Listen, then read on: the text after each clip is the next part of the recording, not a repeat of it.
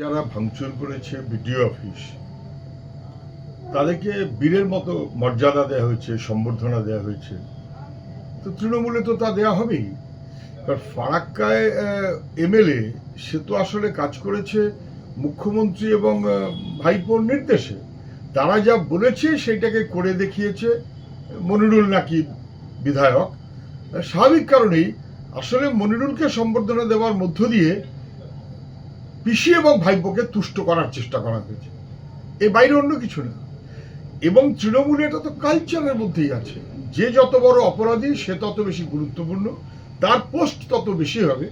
এটা আরামুলের সময়তেও দেখেছেন, অন্য সময়তেও দেখেছেন। গোটা তৃণমূল দলে এটা একেবারে হই কাণ্ড।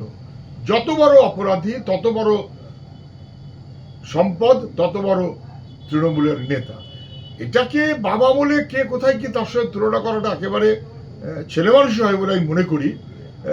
এখন যা চলছে, এর আগে যে যখন যা খবর বলেছেন দেখিয়েছেন, শিশু কিন্তু ঠাকুরদাদের কারবার চলছে, অপরাধের ঠাকুরদা তৃণমূলের নেতা। নানান সংগঠন আছে, তারা সবাই মূল দাবি তাদের যা, সেই অনুযায়ী তারা প্রতিবাদ করবেন, বিক্ষোভ করবেন, রাস্তায় নামবেন, তাদের দাবি আদায়ের জন্য কথা বলবেন। এটা তো স্বাভাবিক। অন্তত 15,000 টাকা তারা চেয়েছেন, যেখানে 26,000 টাকা ন্যূনতম মজুরি হয়। অন্যান্য রাজ্যে দেয়া হয়, কিন্তু পশ্চিমবাংলায় দেয়া হবে না। আশাকর্মীরা মহিলা, পশ্চিমবাংলায় মহিলা মুখ্যমন্ত্রী বরং বাস থেকে ট্রেনে নামাবেন, ট্রেন থেকে বেরোতে দেবেন না, রাস্তায় উঠতে দেবেন না, বেধড়ক পেটাবেন, বাথরুম বন্ধ করে দেবেন। আমি তো আবারও বলছি, পুলিশ রাষ্ট্র সভ্যতার সীমা অতিক্রম করছে। এবং তার বিরুদ্ধে প্রতিবাদ যেমন গতকালকে হয়েছে, সমস্ত সংগঠন করেছে দলমত নির্বিশেষে, আজকেও তারা প্রতিবাদ করছেন। এই করাটা স্বাভাবিক। রাজ্যের সরকার যেন বোঝে যে মুখ্যমন্ত্রী নিজেও ধরা পড়ে গেছে। যারা বলেছিল বাংলা তার নিজের মেয়েকে চায়, তারা এখন বুঝতে পারছেন যে বাংলা তার নিজের আশাকর্মীদেরকেও বাস থেকে টেনে পেটায়। সোনালী কেন্দ্রে ব্যাপক ভাঙচুর হয়েছে, এর আগে আরো অনেক জায়গাতে সোনালী কেন্দ্রে ভাঙচুর হয়েছে, আমরা সবাই দেখেছি।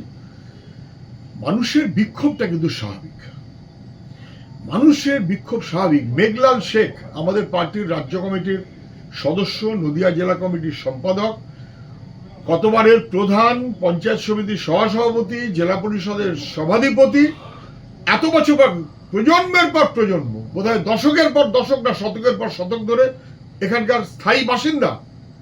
কিন্তু যেহেতু নামের সঙ্গে শেখ আছে, অতএব তাকে হেনস্থা করতে হবে।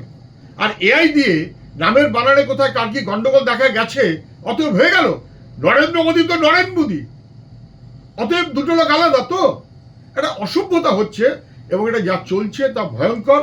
এসআইআর এর নাম করে আসলে নাগরিকত্ব কেড়ে নেওয়া, ভোটের অধিকার কেড়ে নেওয়া, তার জন্য চোখ রাঙানো, মানুষকে ভয় দেখানো। মানুষ আতঙ্কে আছে, এর দায় বিজেপির। তারা নির্ভুল ভোটার তালিকার জন্য নির্বাচন কমিশনকে ব্যবহার করেনি, নির্বাচন কমিশনকে বরঞ্চ বলেছে নির্ভুল ভোটার তালিকা গুলি মারো, খুশি মতন নাম বাদ দাও, যাতে বিজেপির সুবিধা হতে পারে। আমরা প্রথম থেকেই বলছিলাম নির্ভুল ভোটের তালিকা, সেটা না করে তৃণমূল একরকম ভাবে চলছে, তো বিজেপি আর এক রকম ভাবে চলছে। রাজায় রাজায় যুদ্ধ করছে, উলু খাগড়ার প্রাণ যাচ্ছে।